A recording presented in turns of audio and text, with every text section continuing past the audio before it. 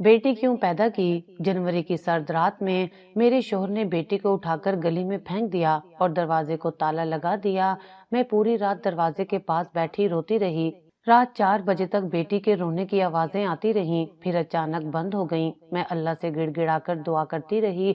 सुबह जैसे ही दरवाजा खोला तो अल्लाह का मुआजिजा देखकर मेरा कलेजा मुंह को आ गया, क्योंकि वहां पर मैं इस दुनिया की सबसे बदनसीब औरत थी, जिसे न अपने माँ बाप की तरफ से इज्जत मिली और ना ही उनका प्यार मिला था। मेरी शादी कम उम्री में इस तरह कर दी गई जैसे मैं उनके लिए कोई बोझ हूँ, जिसे जल्दी उतार देना जरूरी हो। मैं अपनी 5 बहनों में सबसे बड़ी थी और ऊपर से गुर्बत ने हमारे घर को ऐसे जकड़ रखा था कि हर फैसला हालात के दबाव के तहत ही किया जाता था। जब मेरे लिए रिश्ता आया तो माँ ने कहा, लड़का बहुत अच्छा है, कमवारा है और कमाता भी अच्छा खासा है। आज के दौर में इससे अच्छा लड़का नहीं मिलेगा। और जैसे हमारे हालात हैं, हमारे लिए तो ये रिश्ता किसी नेमत से कम नहीं। हालांकि इस लड़के के बारे में मैंने सुन रखा था कि वो बदतमीज और आवारा किस्म का लड़का है। मैंने हिम्मत करके माँ से कहा, माँ मैंने इस लड़के के बारे में अच्छी बातें नहीं सुनी। मेरी दोस्त बता रही थी कि वो बहुत बुरा इंसान है,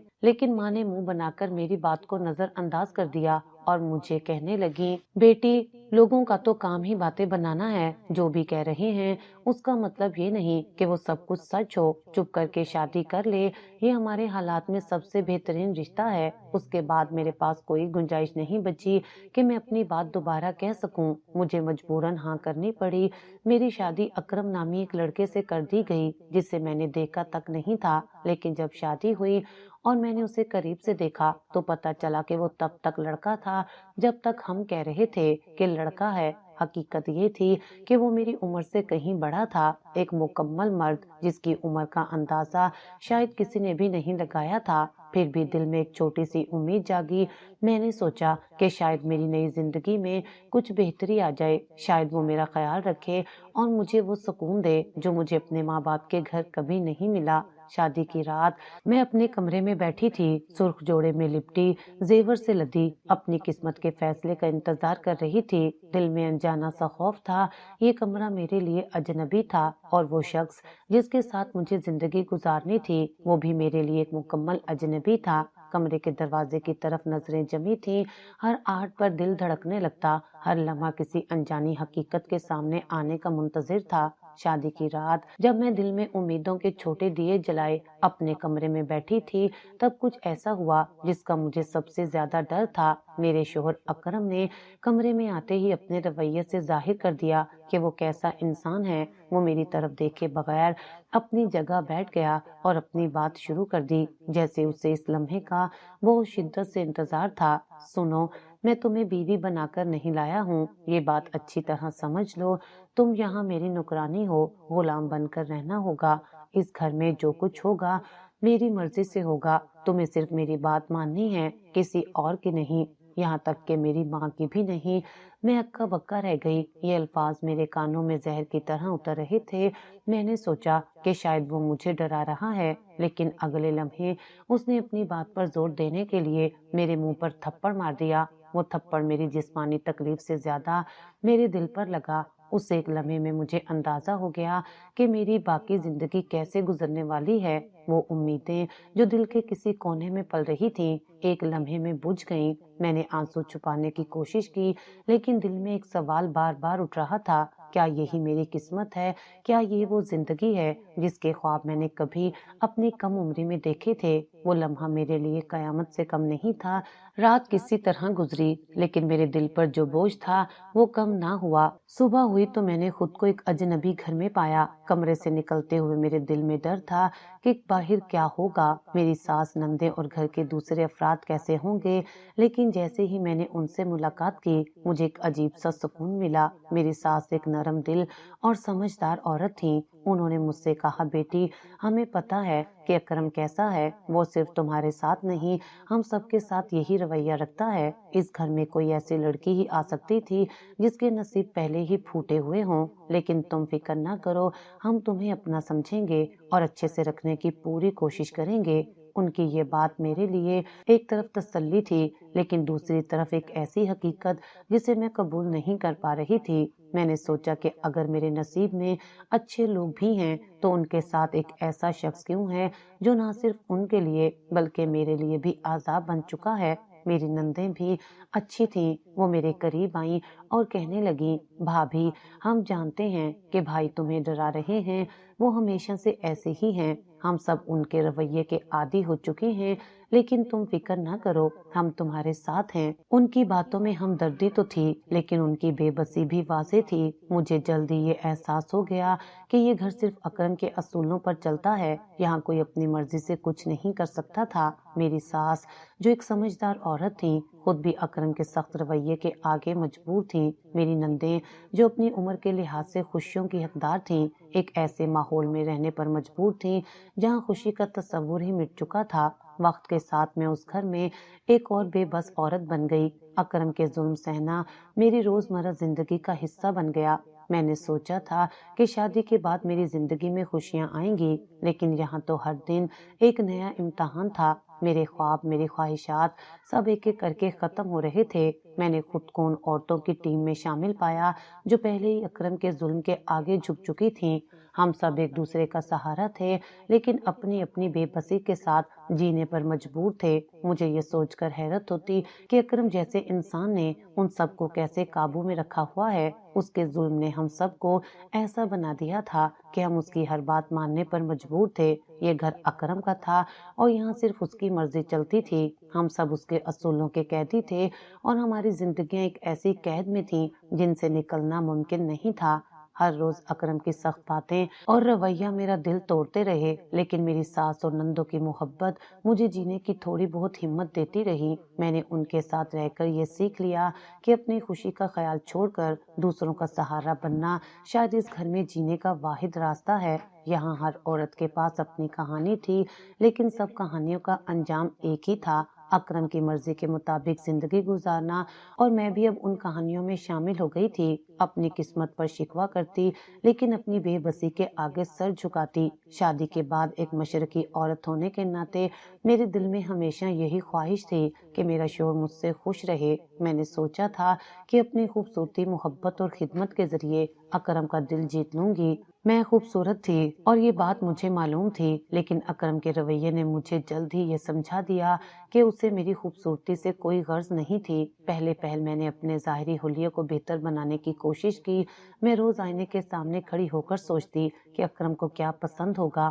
میں نے شوخ رنگوں کے کپڑے پہننے شروع کیے، اپنے بالوں کو مختلف انداز میں سنوارا اور ہلکا سا میک اپ کرنے لگی، یہ امید کرتے ہوئے کہ شاید وہ میری طرف متوجہ ہو۔ لیکن جب بھی وہ آتا، وہ یا تو میری طرف دیکھتا ہی نہیں یا کوئی ناگوار تبصرہ کر دیتا۔ ایک دن جب میں نے خاص طور پر تیار ہو کر اس کا استقبال کیا تو اس نے سرسری نظر ڈال کر کہا، یہ کیا حال بنایا ہوا ہے، تم پر یہ رنگ بالکل اچھا نہیں لگتا۔ میری امیدوں پر جیسے پانی پھر گیا۔ میں نے سوچا کہ شاید میں غلط کر رہی ہوں، اس لیے میں نے دوسرے طریقے آزمائے۔ ایک دن میں نے اس کے پسندیدہ کھانے بنانے کا سوچا۔ میری ساس نے بتایا تھا کہ اکرم کو مرغن کھانے پسند ہیں۔ میں نے اپنی پوری توجہ اور محنت سے اس کے لیے قورمہ پلاؤ اور گرم روٹیاں بنائیں۔ جیسے ہی اس نے کھانے کی میز پر آ کر پہلا نوالا لیا، اس کے چہرے پر ناگواری کے آثار نظر آنے لگے۔ پھر وہ بول اٹھا، یہ تم نے کیا بنایا ہے؟ نہ اس میں نمک ٹھیک ہے، نہ مرچ۔ کھانا پکانا آتا بھی ہے یا سیکھنا پڑے گا؟ میرا دل جیسے ٹوٹ گیا۔ میں نے اپنی محنت پر پانی پھرتے دیکھا، لیکن میں نے ہار نہ مانی۔ ایک دن میں نے سوچا کہ شاید اس کے دن بھر کی تھکن دور کرنے کے لیے میں اس کا خیال رکھوں تو وہ خوش ہو جائے گا۔ میں نے اس کے کپڑے دھو کر استری کیے، اس کے کمرے کو صاف ستھرا رکھا اور رات کو چائے بنا کر اس کے سامنے پیش کی، لیکن اس نے بجائے شکر ادا کرنے کے الٹا مجھے جھڑک دیا۔ چائے بنانے کی بھی تمہیں سمجھ نہیں، اس میں دودھ زیادہ ڈال دیا ہے۔ ہر کوشش ناکام ہوتی جا رہی تھی۔ ایک دن میری ساس نے مجھ سے کہا، بیٹی مرد کو خوش کرنا آسان نہیں ہوتا، خاص طور پر اکرم جیسے مرد کو۔ وہ خود زندگی سے خوش نہیں ہے تو کسی اور سے کیا خوش ہوگا۔ میں نے اس کی بات سمجھنے کی کوشش کی، لیکن میرے دل میں ایک خواہش تھی کہ میرا شوہر مجھ سے محبت کرے، مجھے قبول کرے۔ میں نے پھر سے ایک اور کوشش کی۔ میں نے اس کے آرام کا خیال رکھنا شروع کیا۔ جب وہ آتا تو میں اس کے جوتے ترتیب سے رکھتی، پانی کا گلاس دیتی اور اس سے دن بھر کی باتیں پوچھتی، لیکن اس کے جوابات ہمیشہ مختصر اور سرد ہوتے۔ ایک شام میں نے خاص طور پر اس کے لیے قیمتی تحفہ خریدا۔ میں نے اپنی ساس سے مشورہ کر کے اس کے لیے ایک اچھی سی گھڑی خریدی۔ جب میں نے وہ گھڑی اسے دی تو اس نے حیرانی سے پوچھا، یہ کیا ہے؟ میں نے کہا، یہ آپ کے لیے ہے، میں نے آپ کو خوش کرنے کے لیے خریدی ہے۔ لیکن وہ ہنس کر بولا، یہ تم نے کیا سوچ کر خریدی؟ مجھے ایسی چیزیں پسند نہیں ہیں۔ ہر بار جب میں اس کے قریب ہونے کی کوشش کرتی وہ مجھ سے اور دور ہو جاتا۔ میں نے دن رات یہی سوچتے ہوئے گزارے کہ آخر ایسا کیا کروں جو اسے خوش کرے، لیکن ہر بار میری کوشش ناکام رہتی۔ اکرم کے رویے نے میرے دل کو ٹکڑوں میں بانٹ دیا تھا۔ میں اکثر راتوں کو اپنے آنسو چھپاتی، یہ سوچتے ہوئے کہ کیا یہ میری زندگی کی حقیقت ہے؟ کیا میرے نصیب میں یہی لکھا تھا کہ میں ایک ایسے شخص کے لیے کوشش کرتی رہوں جو میری کسی بات سے خوش نہیں ہو سکتا؟ لیکن پھر بھی میں نے ہمت نہیں ہاری۔ شاید ایک دن وہ میری کوششوں کو سمجھے اور مجھے قبول کرے۔ یہ امید اب بھی میرے دل کے کونے میں زندہ تھی۔ زندگی کے ہر پل میں مایوسی اور غم کے سائے چھائے ہوئے تھے، لیکن ایک دن ایسا ہوا جب میں نے اکرم کو خوش دیکھا۔ یہ لمحہ اس وقت آیا جب اس کا کزن اپنے 2 سالہ بیٹے کے ساتھ گھر آیا۔ میں نے اکرم کو پہلی بار ہنستے اور خوشی سے چہکتے ہوئے دیکھا۔ وہ اس بچے کے ساتھ کھیل رہا تھا، اسے گود میں اٹھا کر باہر لے گیا اور اسے چاکلیٹ اور کھلونے بھی لے کر دیے۔ میں حیران تھی کہ یہ وہی شخص ہے جو ہر وقت غصے اور چڑچڑے پن میں رہتا تھا۔ بچے کے ساتھ اس کا رویہ دیکھ کر مجھے ایک عجیب سی خوشی ہوئی۔ میں نے اپنی ساس کی طرف سوالیہ نظروں سے دیکھا، گویا پوچھ رہی ہوں کہ یہ کیا ماجرا ہے۔ میری ساس نے دھیمی آواز میں کہا، اکرم کو بچوں کا بہت شوق ہے، لیکن صرف بیٹوں کا۔ اگر تیرے ہاں اولاد ہو جائے اور وہ بیٹا ہو تو شاید اس کا رویہ بدل جائے۔ وہ بیٹے کے لیے ترس رہا ہے اور بیٹا ہی اس کے دل کو نرم کر سکتا ہے۔ ان کے الفاظ میرے دل میں ایک امید کی کرن بن کر اترے۔ میں نے سوچا شاید یہی وہ لمحہ ہے جس سے میں اپنی زندگی کو بہتر بنا سکتی ہوں۔ شاید ایک بیٹا میرے اور اکرم کے رشتے کو مضبوط کر دے۔ اس دن سے میری دعائیں اور خواہشیں بدل گئیں۔ میں ہر نماز کے بعد اللہ سے رو رو کر دعا کرنے لگی کہ مجھے اولاد کی نعمت عطا کرے اور وہ نعمت بیٹے کی صورت میں ہو۔ میری ہر سوچ، ہر خواب اور ہر دعا میں اب صرف ایک ہی تمنا تھی کہ میں اکرم کے بیٹے کی ماں بن جاؤں۔ میں نے اپنی زندگی میں ایک نیا مقصد پایا۔ میں نے اپنے آپ کو صحت مند رکھنے کی بھرپور کوشش کی۔ میں نے غذائیت سے بھرپور کھانے کھانا شروع کیے، طبی مشورے لینے لگی اور اپنے جسمانی اور ذہنی سکون کا خیال رکھنے لگی۔ ہر لمحہ ایک نئی امید کے ساتھ گزرتا کہ جلد ہی میری دعا قبول ہوگی۔ جب میں اپنے کمرے میں ہوتی تو اکثر اپنے ذہن میں وہ منظر سوچتی کہ میں اکرم کو خبر دیتی کہ وہ باپ بننے والا ہے۔ میں اس کے چہرے پر خوشی اور حیرانی دیکھنے کی خواہش رکھتی تھی۔ میں نے خواب دیکھا کہ اکرم میرے ساتھ بیٹھا ہے، میرا ہاتھ پکڑ کر کہہ رہا ہے، تم نے مجھے دنیا کی سب سے بڑی خوشی دی ہے۔ لیکن میرے دل کے کسی کونے میں ایک خوف بھی تھا، اگر میری یہ امید پوری نہ ہوئی تو کیا ہوگا؟ اگر میرے نصیب میں وہ خوشی نہیں ہوئی جو میں اتنے یقین سے مانگ رہی ہوں؟ میں نے اس خوف کو دل میں دبایا اور اپنی دعاؤں کو زیادہ مضبوط کر دیا۔ ایک دن ساس نے مجھے تسلی دیتے ہوئے کہا، بیٹی اولاد اللہ کی دین ہے اور وہ اپنے بندوں پر رحم کرتا ہے، تو دعا کرتی رہے، اللہ سننے والا ہے۔ اکرم کو بیٹا مل جائے تو دیکھنا وہ تجھے سر آنکھوں پر بٹھائے گا۔ ان کی باتوں نے میری امیدوں کو اور بڑھا دیا۔ میرے لیے وہ وقت کسی امتحان سے کم نہ تھا۔ ہر دن میں اس دعا کے ساتھ گزارتی کہ اللہ میری جھولی خوشیوں سے بھر دے۔ میں نے سوچا کہ اگر اکرم کو بیٹے کی خوشی ملے تو شاید وہ میرے وجود کی قدر کرنا شروع کر دے۔ میری ساس کی باتوں نے میری سوچ کو ایک نیا رخ دیا تھا اور میں نے دل و جان سے اس امید کو تھام لیا کہ ایک دن میرا شوہر مجھ سے محبت کرے گا، میری عزت کرے گا اور ہمارے رشتے میں خوشیوں کی بہار آئے گی۔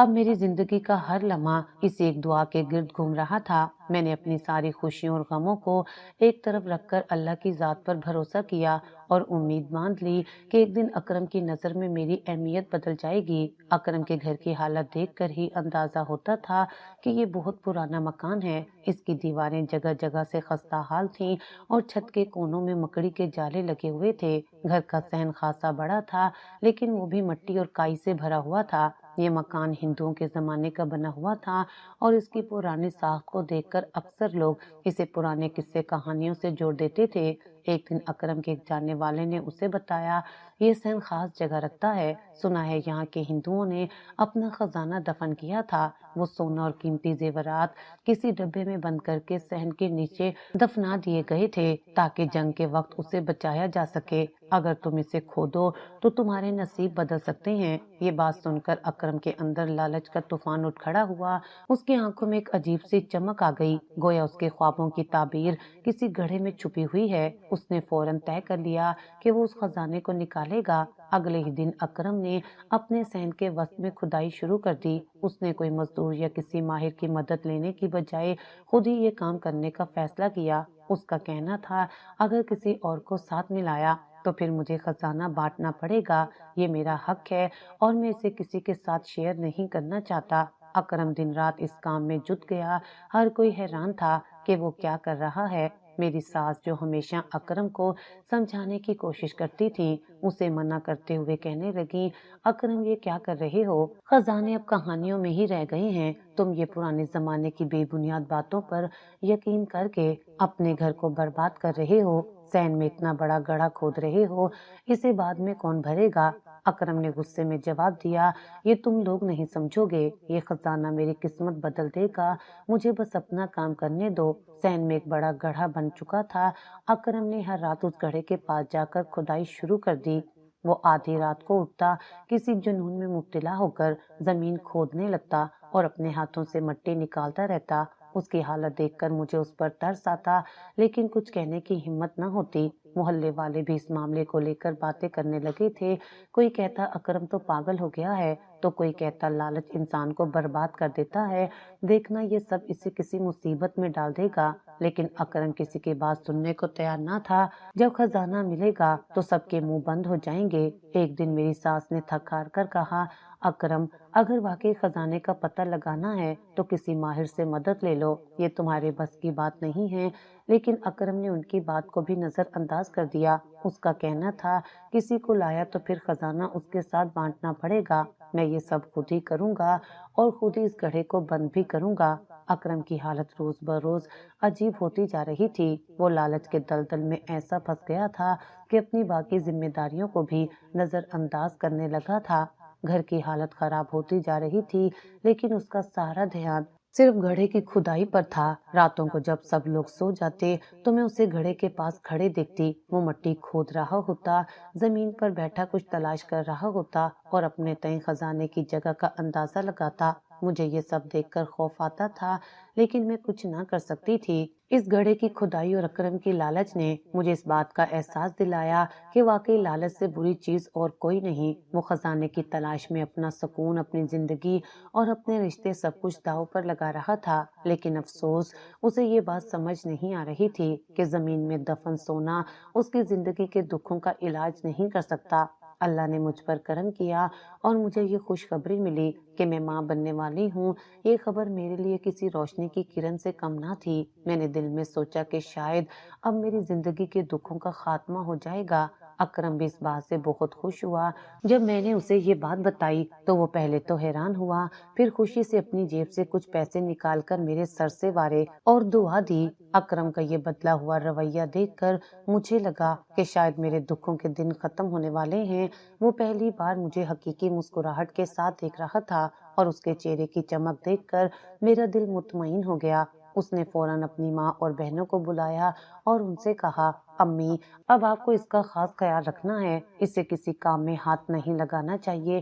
میری ساس اور نندے تو پہلے ہی میرا بہت خیال رکھتی تھی، لیکن اکرم کے حکم کے بعد تو وہ اور زیادہ محتاط ہو گئیں۔ میری ساس نے کہا، ارے ہمیں تو پہلے ہی پتا تھا، صفیہ اب ہمارے لیے کسی ملکہ سے کم نہیں، ہم تو اس کا پورا خیال کریں گے۔ یہ سب سن کر میں بہت خوش ہوئی، میرے دل میں امیدیں جاگ اٹھیں کہ شاید یہ وقت میرے اور اکرم کے رشتے میں مثبت تبدیلیاں لے آئے گا۔ اکرم بار بار یہی کہتا، ہمارے گھر بیٹا آئے گا، ہمارا وارث آئے گا۔ اس کی باتوں میں خوشی جھلکتی تھی۔ اس نے تو یہاں تک کہہ دیا کہ اس نے اپنے بیٹے کا نام بھی سوچ لیا ہے۔ لیکن ایک دن میں نے ہمت کر کے اکرم سے کہا، اگر بیٹی ہوئی تو؟ یہ سننا تھا کہ اس کا چہرہ تاریک ہو گیا۔ اس نے فوراً غصے سے کہا، خبردار، ایسی منحوس بات منہ سے مت نکالنا، ہمارے گھر بیٹا ہی ہوگا اور کچھ نہیں۔ میں اس کا غصہ دیکھ کر حیران رہ گئی۔ میں نے سوچا کہ شاید وہ مذاق کر رہا ہے، لیکن وہ اپنے لہجے میں سنجیدہ تھا۔ وہ مزید کہنے لگا، اگر بیٹی ہوئی تو وہ میری نہیں ہوگی، میں اسے اس گھر میں نہیں رکھوں گا۔ یہ سن کر میری آنکھوں میں آنسو آ گئے۔ میں نے دھیرے سے کہا، تو پھر کہاں لے جائیں گے؟ اس نے سختی سے جواب دیا، یہ مجھے نہیں پتا، لیکن یہاں صرف بیٹا پیدا ہوگا۔ میں نے یہ بات اپنی ساس کو بتائی۔ انہوں نے گہری سانس لی اور کہا، بیٹی، میں نے پہلے ہی کہا تھا کہ اکرم کو بچوں کا بہت شوق ہے، لیکن صرف بیٹوں کا، وہ بیٹیوں سے نفرت کرتا ہے۔ اب تم بس دعا کرو کہ تمہارے ہاں بیٹا ہی پیدا ہو۔ میری ساس کے یہ الفاظ میرے دل میں گونجنے لگے۔ میں نے ان کے چہرے پر مایوسی کی جھلک دیکھی اور ان کی آنکھوں میں بے بسی کا عکس بھی۔ میں سمجھ گئی کہ اس گھر میں عورت ہونا کتنا بڑا جرم سمجھا جاتا ہے۔ میں نے اپنی زندگی کے دن دعاؤں میں گزارنے شروع کر دیے۔ میرا دل چاہتا کہ خدا اکرم کی سوچ کو بدل دے، لیکن اندر ہی اندر مجھے یہ بھی پتا تھا کہ اس کی سوچ کبھی نہیں بدلے گی۔ وہ صرف ایک بیٹے کو اپنی زندگی کی خوشی سمجھتا تھا اور بیٹے کے تصور سے ہی اسے نفرت تھی۔ اکرم کا رویہ اب بھی بدلاؤ کے مراحل سے گزر رہا تھا، لیکن وہ میرے ساتھ نرم لہجہ اختیار کرتا تو دوبارہ کبھی وہی سخت اور تلخ زبان بولنے لگتا۔ اس کے مزاج کی یہ بے ترتیبی میرے لیے اذیت کا باعث بن رہی تھی، لیکن میں نے ہمت نہیں ہاری۔ میں نے دل میں عہد کیا کہ چاہے کچھ بھی ہو، میں اپنی اولاد کی حفاظت کروں گی، چاہے وہ بیٹا ہو یا بیٹی۔ اکرم نے گڑھے کو اتنا کھود لیا تھا کہ اب وہ پورے گھر کے صحن میں ایک کھچا کھچ سوراخ کی طرح نظر آنے لگا تھا۔ گڑھا اتنا گہرا ہو چکا تھا کہ تقریباً 8 سے 10 فٹ تک کی کھدائی ہو چکی تھی۔ مٹی اتنی نرم اور گیلی ہو گئی تھی کہ جیسے ہی پاؤں رکھتے مٹی میں دھسنا شروع ہو جاتے۔ سب لوگ اکرم کو کہتے کہ وہ پانی کی طرف جا رہا ہے اور شاید اس گڑھے میں پانی ہی نکلے گا، مگر اکرم نے ان سب کی باتوں کو نظر انداز کیا۔ وہ اس گڑھے میں سے خزانہ نکالنے کے لیے مسلسل کھدائی کر رہا تھا اور اس کی نظریں صرف اپنی کامیابی کی طرف مذکور تھیں۔ وہ ہر دن گڑھے میں مزید کھدائی کرتا اور رات کو بھی اٹھ کر کام کرتا۔ اس کا ماننا تھا کہ اس کی محنت جلد کامیاب ہو جائے گی، مگر حقیقت میں وہ صرف اپنی بے وقوفی میں غرق ہو رہا تھا۔ اکرم کا یہ طرز عمل میرے لیے بے حد پریشانی کا باعث بن رہا تھا۔ وہ گڑھا کھودنے کی حد تک تو پہنچ چکا تھا، لیکن اس کا رویہ میرے ساتھ دن بدن سرد اور سخت ہوتا جا رہا تھا۔ مجھے لگتا تھا کہ اس کا دل کبھی بھی میرے لیے نرم نہیں ہو سکتا۔ میں مسلسل اس کوشش میں تھی کہ گھر کا ماحول خوشگوار بنے، لیکن مجھے اندر ہی اندر یہ خوف تھا کہ میرے شوہر کا رویہ کبھی بھی مثبت نہیں ہوگا۔ اس نے کبھی میری عزت نہیں کی اور محبت کو تو سوال ہی پیدا نہیں ہوتا تھا۔ میں نے گھر بچانے کی کوششیں شروع کی، کیونکہ میں جانتی تھی کہ اگر میرا گھر ٹوٹ گیا تو میری بہنوں کے رشتہ داروں کو کیا جواب دوں گی؟ وہ کہیں گے کہ بڑی بہن تو اپنا گھر نہیں بساتی، تو باقیوں کا کیا ہوگا؟ یہی سوچ کر میں اس رشتے کو سنبھالنے کی کوشش کر رہی تھی۔ ایک دن میں نے ڈاکٹر کے پاس جا کر پوچھا کہ کیا میرے ہاں بیٹا ہونے والا ہے یا بیٹی؟ ڈاکٹر نے مجھے تسلی دیتے ہوئے کہا کہ ابھی آپ کی پہلی اولاد ہے، اس معاملے میں فکر مند ہونے کی کوئی ضرورت نہیں، بیٹی ہو بھی گئی تو بعد میں اللہ کا کرم ہوگا اور بیٹا بھی ہو جائے گا۔ ڈاکٹر کی باتیں سن کر مجھے کچھ سکون آیا، مگر میں جانتی تھی کہ میرے شوہر کے لیے یہ کوئی اہم بات نہیں تھی۔ وہ ہمیشہ یہی کہتا تھا کہ بیٹا ہی ہوگا اور اس کی باتوں میں شدت تھی۔ ایک دن مجھے یہ خبر بھی پہنچی کہ اکرم نے کسی رشتہ دار سے یہ کہا تھا کہ اگر بیٹی ہوئی تو میں اسے گھر میں نہیں رکھوں گا۔ یہ بات میرے دل پر گہرے زخم کی طرح لگی۔ میں نے یہ سوچا کہ اتنی شدید نفرت صرف ایک بیٹی کے لیے، کیا اس کے لیے یہ بات اتنی اہم ہے؟ کیا مجھے اپنی زندگی کے کسی حصے میں بھی محبت ملے گی؟ اور پھر وہ دن بھی قریب آ گیا جب میری ولادت کا وقت آیا۔ میں کئی دنوں سے عجیب و غریب درد میں مبتلا تھی اور جسمانی حالت بہت خراب ہو چکی تھی۔ گھر والوں کو فوراً پتہ چلا کہ میرا وقت قریب آ رہا ہے اور انہوں نے دائی ماں کو گھر بلا لیا۔ دل میں ایک عجیب سی بے چینی اور خوف تھا، کیونکہ مجھے معلوم تھا کہ میری زندگی کی سب سے بڑی آزمائش شروع ہونے والی ہے۔ میری حالت اتنی نازک ہو چکی تھی کہ مجھے لگ رہا تھا جیسے کسی لمحے سب کچھ ختم ہو جائے گا۔ یہ تھا وہ لمحہ جب میں نے محسوس کیا کہ میری زندگی میں سب کچھ مشکل ہو چکا ہے، اور اس کے باوجود میں اپنے بچے کے لیے بہتر دنیا بنانے کی کوشش کر رہی تھی۔ میں نے اللہ سے دعائیں کی کہ جو بھی ہو میرے بچے کو صحت مند اور محفوظ رکھے۔ میرے دل میں امید کی ایک کرن تھی کہ شاید اب میرے شوہر کا رویہ بدل جائے، لیکن جب مجھے پتہ چلا کہ میری بیٹی ہوئی ہے تو مجھے یقین تھا کہ اب میں اس کی محبت کے لائق ہوں گی۔ تاہم اکرم کا رد عمل بالکل مختلف تھا۔ جب اس نے سنا کہ میری بیٹی پیدا ہوئی ہے، اس نے اپنا منہ ہی بند کر لیا۔ وہ کچھ دن خاموش رہا، جیسے کہ اس بات کو تسلیم کرنے کے لیے تیار نہ ہو۔ 3-4 دن اسی خاموشی میں گزر گئے۔ اکرم کا رویہ اس وقت مزید بدتر ہو گیا جب اس نے میری ساس اور نندوں کو بھیج دیا۔ اس نے کہا کہ فوتگی ہوئی ہے اور سب کو وہاں جانا ہوگا۔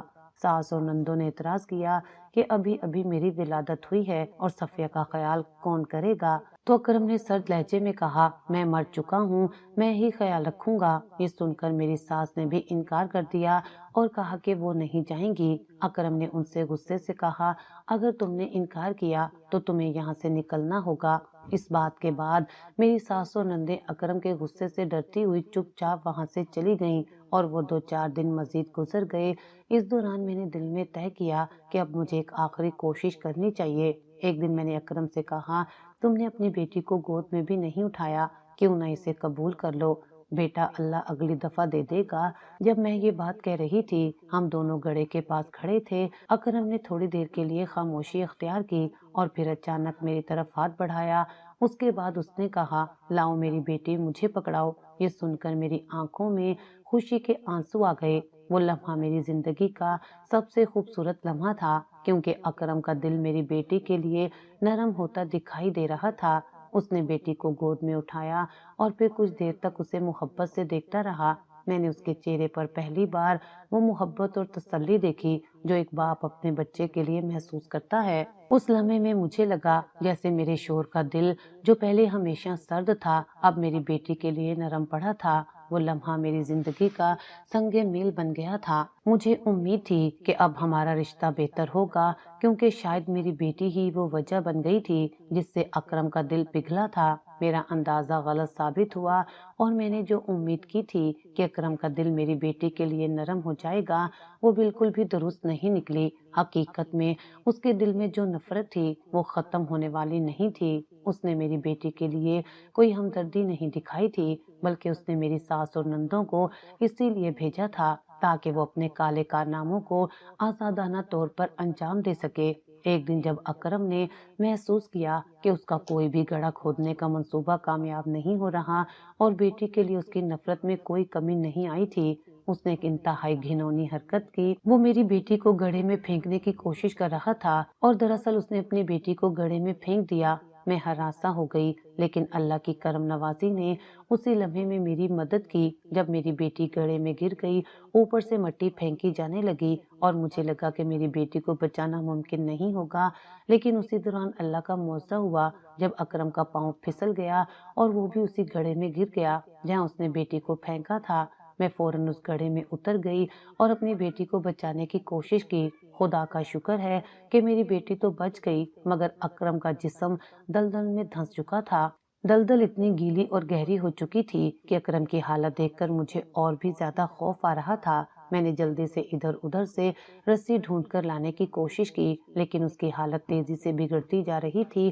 میں نے ہر ممکن کوشش کی کہ اس کو بچایا جا سکے، لیکن مٹی کی جڑیں اور دلدل کی گہرائی اکرم کو مزید نیچے دھکیل رہی تھیں۔ اسی دوران میری چیخیں سن کر محلے والے بھی دوڑے ہوئے آئے۔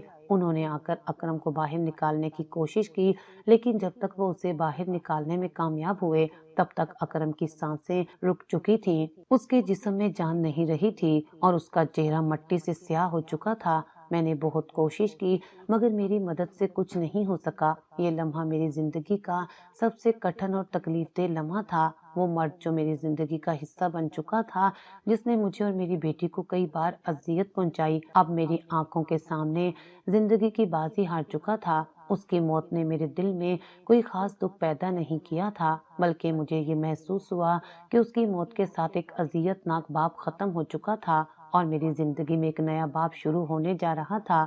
اکرم کی موت کے بعد ہماری زندگیوں میں ایک ایسی خاموشی چھا گئی تھی جو زبان سے نہیں بلکہ دل کی گہرائیوں سے محسوس کی جا سکتی تھی۔ میں نے جس دل کے ساتھ اکرم کو اپنا شریک حیات بنایا تھا، اسی دل کے ساتھ اس کی زندگی کے اختتام کو تسلیم کیا تھا۔ میرے دل میں یہ سوالات اٹھتے رہے کہ اکرم کے اندر اتنی نفرت کہاں سے آئی، کیوں اس نے اپنی بیٹی کو اس قدر نظر انداز کیا اور کیوں اس کا دل اتنا پتھر ہو گیا تھا کہ وہ اپنی ہی اولاد کو مٹی میں دفن کرنا چاہتا تھا۔ ان سوالات کے جواب نہ میں نے خود تلاش کیے تھے، نہ کبھی کسی نے مجھے اس کا جواب دیا تھا۔ اکرم کا کفن دفن ہو چکا تھا اور ہم سب اپنے دکھ میں غمگین تھے، لیکن پھر بھی ایک غیر معمولی واقعہ پیش آیا۔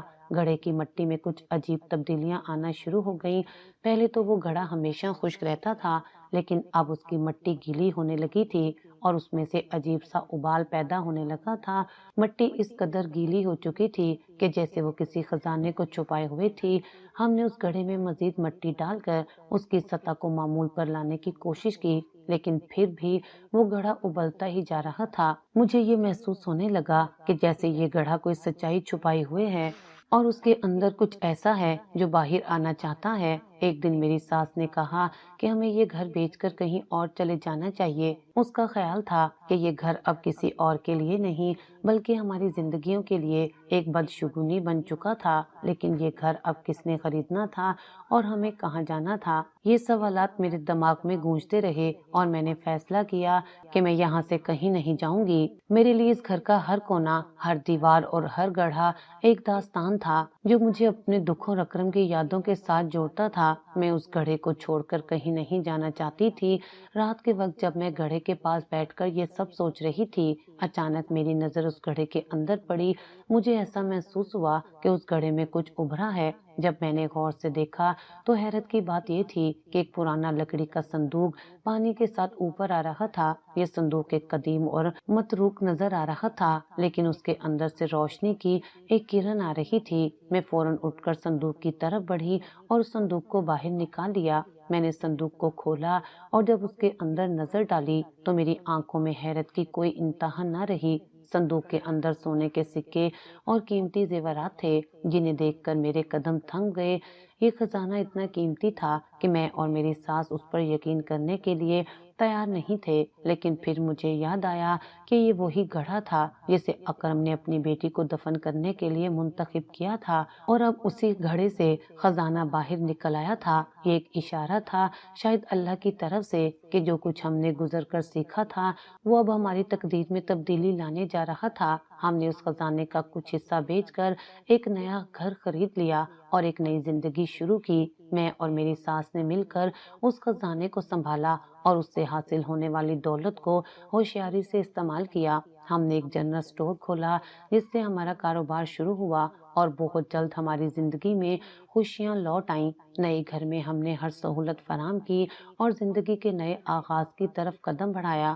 اب میں اور میری بیٹی ایک نئی زندگی میں جینے لگے تھے۔ میری بیٹی 6 سال کی ہو چکی تھی اور وہ ایک خوبصورت اور ذہین لڑکی بن چکی تھی۔ میں نے اپنے دل میں یہ عہد کیا کہ میں اسے اپنی زندگی کے تجربات سے سکھاؤں گی تاکہ وہ بھی اپنی تقدیر کے مالک بن سکے۔ اکرم کی موت نے ہمارے لیے ایک سبق چھوڑا تھا اور ہم نے اس سبق سے اپنی زندگی کو بہتر بنانے کی کوشش کی۔ ہم نے وہ تمام عورتیں جمع کی جو اکرم کے ظلم کا شکار ہو چکی تھیں اور ہم سب ایک ساتھ رہنے لگے، ایک دوسرے کی مدد کرتے ہوئے۔ ہم نے اپنی زندگیوں کو دوبارہ سے سنوارا۔ ہر عورت کی آنکھوں میں ایک نئی امید کی چمک تھی اور ہم سب نے مل کر اپنے دکھوں کو ماضی کا حصہ بنا دیا۔ زندگی نے ہمیں سکھایا کہ جب تک انسان اپنی تقدیر کو بہتر بنانے کے لیے محنت کرتا ہے، اللہ اس کی مدد کرتا ہے۔ اب ہم ایک دوسرے کا ساتھ دے کر اپنی زندگی کے نئے باب کا آغاز کر رہے تھے۔ یہ خزانہ صرف مال و دولت کا نہیں تھا، بلکہ یہ ایک نشانی تھی کہ اللہ کی رضا کے بغیر کوئی چیز مکمل نہیں ہو سکتی۔ اکرم کی زندگی اور اس کے برے کردار نے ہمارے لیے ایک دردناک سبق چھوڑا تھا، لیکن اسی سبق نے ہمیں نئی راہیں دکھائیں اور ہماری تقدیر بدل دی۔ اکرم جو کبھی ہماری زندگیوں میں ظلم کی علامت بن چکا تھا، اب ماضی کا حصہ بن چکا تھا، اور وہ اپنی ماں کا برا بیٹا، اپنی بہنوں کا برا بھائی اور ایک برا شوہر اور سب سے بڑھ کر ایک برا باپ نکلا تھا۔ اس کے اندر اتنی برائیاں چھپی ہوئی تھیں کہ شاید یہی وہ عوامل تھے جن کی بدولت اس کا انجام اتنی جلدی آیا۔ وہ جو سونا اور دولت حاصل کرنے کے لیے اتنی بری راہوں پر چلا تھا، وہ سونا اب ہمیں مل چکا تھا، اور وہ خزانہ ہمارے لیے ایک نئی زندگی کا آغاز ثابت ہوا۔ ہم نے اپنی زندگی کو بہتر بنانے کی ہر ممکن کوشش کی۔ اس خزانے کا کچھ حصہ بیچ کر ہم نے کاروبار شروع کیا، اور کاروبار سے حاصل ہونے والی آمدنی سے ہم نے ایک نیا گھر خریدا، سواری لی اور اپنے لیے نئے کپڑے، سونے کے زیورات اور دیگر چیزیں خرید کر اپنی زندگی کو خوبصورتی سے سنوارا۔